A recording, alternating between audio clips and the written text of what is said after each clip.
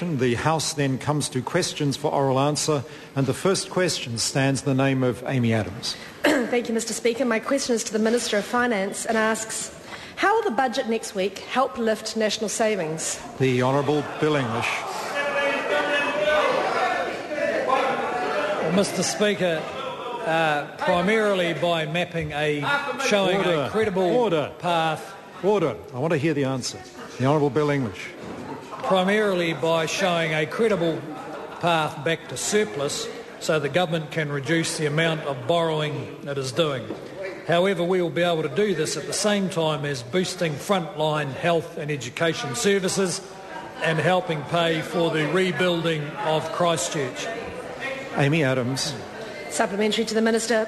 What are some of the budget changes that will help the government return to surplus and contribute to higher national savings? The Honourable Bill English. Mr. Speaker, the budget will include changes to KiwiSaver, Working for Families and student loans, which are large programs that collectively cost the taxpayer around $5 billion this year.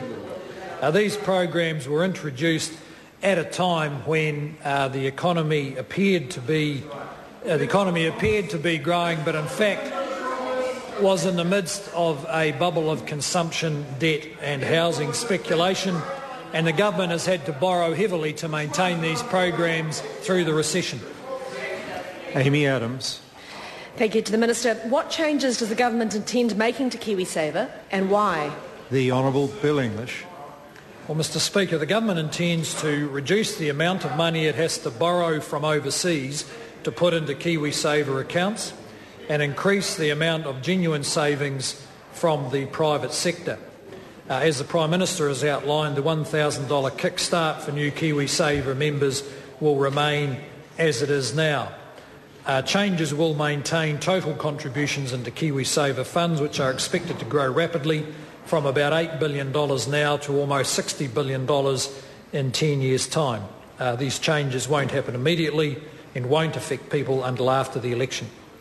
The Honourable David Cunliffe. To the Minister, why did his government cut the KiwiSaver default contribution rate for members and employers in 2008, given that the Prime Minister's big announcement today is that he will seek to reverse his own change? The Honourable Bill English. Mr. Speaker, if the member can recall, KiwiSaver was at the time, I think, costing the government somewhere around $1.5 billion. We made a number of changes to it which made it affordable, particularly in the light of the significant global recession that was affecting New Zealand, and as part of the tax package that we brought in December 2008. Mr. Speaker. The Honourable David Cunliffe. Mr. Speaker, if KiwiSaver needs to be durable and sustainable, as he used to say, how is his government promoting that durability by flip-flopping on member and employer contributions and breaking his party's promise not to cut member tax credits when the average Kiwi now thinks they cannot rely on the scheme under this government? The Honourable Bill English. Well, Mr. Speaker, the government is committed to the durability and affordability of KiwiSaver, and we have managed to maintain the scheme through the most difficult economic times the country's had in a long time. We are simply not willing to keep borrowing to put money into people's savings accounts and calling it savings. Amy Adams. Thank you. To the Minister, has he seen any conflicting reports about the suspension of New Zealand's super fund contributions by the government during this time of large budget deficits? The Honourable Bill English. Mr. Speaker, yes, I have, in fact. Just yesterday, the opposition finance spokesman maintained his consistent line, which was to attack the government for suspending payments to the super fund. However, on the 21st of March, Phil Goff said, when you're in a position of low economic growth, you slow the payments down.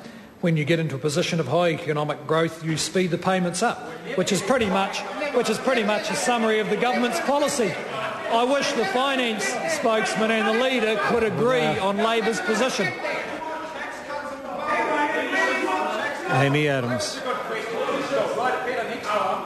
Amy Adams. Thank you, Mr Speaker. To the Minister. Has the Minister seen any other reports about superannuation that might concern older New Zealanders? The Honourable Bill English. Mr Speaker, I have. While the government has set out to protect national superannuation rates and eligibility, the Leader of the Opposition, though, now seems to be floating a proposal for a two-tier national super system where those who retire early get less than those who delay their retirement. It is Don Brash's plan, that's why I'm surprised that the Labor Party's adopted it. Question number 2, the Honourable Leader of the Opposition.